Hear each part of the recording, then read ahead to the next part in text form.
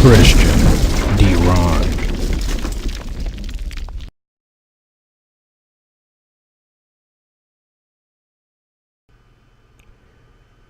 Hey everyone, this is Christian Duran here, and I have a treat for you guys, okay? But I must put a call of action into this video. The clip that I'm going to show you guys is of an ex-Black Panther, and he shreds the Democratic Party in the way that I have never witnessed before in my life on national TV, as I should say, just live news. You guys, please like, share, comment, and if this is your first time on my channel, subscribe. But you guys, mostly important, please share this video. I want to bring down the Democratic Party. I want to expose the Democratic Party to the best of my abilities so we can get rid of this destructive force that is holding us back with this inimical ideology. I want this Democratic Party torn to shreds. Absolutely. It is one of my missions to get rid of a party that wishes to keep people on a mental plantation. You guys, this video is epic, so let's roll this footage. Right to compete as adult citizens in America who are not demonstrating to be taken care of better. Now, Congressman Lewis, he marched across the Pettus Bridge and they beat him and ran over him, but those were Democrats. It was Democrat George Wallace stood in the schoolhouse yard. It was Democrats, Bull Connors, that oppressed folks. It was Democrats that voted for the litmus test called the literacy test and the poll tax. He was fighting Democrats. But after they beat his behind on that bridge and ran over him and stomped him on the ground, he got up and turned and joined them. He joined the oppressors and became a stooge for them, where he was now sitting and presiding over the destruction of the black community, the destruction of the black men, destruction of the black woman with drugs and gangs. He has presided over the worst school system in the world, where black people are learning only be gang prep. So I'm outraged that the demonstration that he had early in his life has turned into a subjugation of his rights and authority as a black leader. So when you say he's presided over, are you speaking of his congressional district?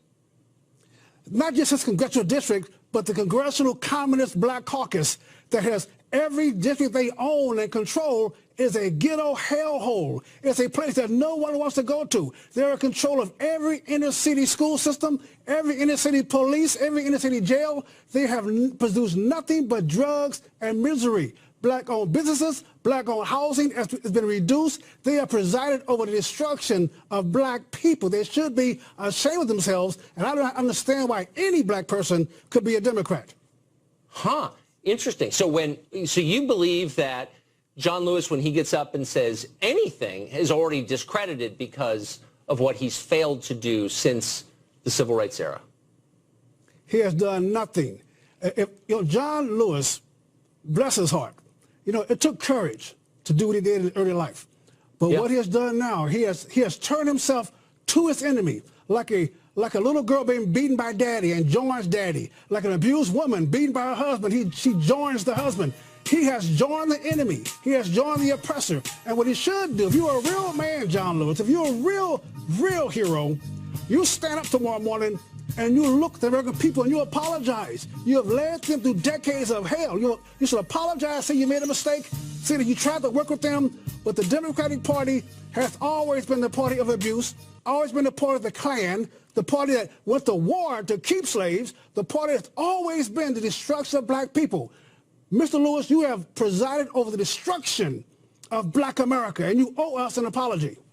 As a matter of fact, you're more concerned, he's more concerned about Trump being the illegitimate president, but John Lewis is the illegitimate congressman. So presumably you don't believe that John Lewis is doing this on purpose, or that other members of the Congressional Black Caucus are doing this on purpose, do you? That's why I love you so much, Tucker. You're so kind, you're so genuine, but I know that you hate BS. So I'm going to tell you, all I've seen that he has gotten rich and his people have gotten poor. The Black Caucus has gotten more power and influence, and the black people they're presiding over has gotten poor. more drugs, more gangs, less business, less home ownership, less education, more jail, more drugs. Now, if you did that in your job, you'll be fired. If you did that in any place else, you'll be fired. The worse black people are, the poorer we are, the stronger the Congressional Black Caucus is, the more powerful Democrats are, the worse off black people are. So I'm just saying, as a citizen of America, looking around my country, I'm saying that every place you find black people and Democrats, you find poverty. Now, wait for someone to say, well, I'm wrong. You find disgrace, you find degradation, you find no jobs, you find a place that is utterly unlivable. That's his legacy. Mason Weaver, not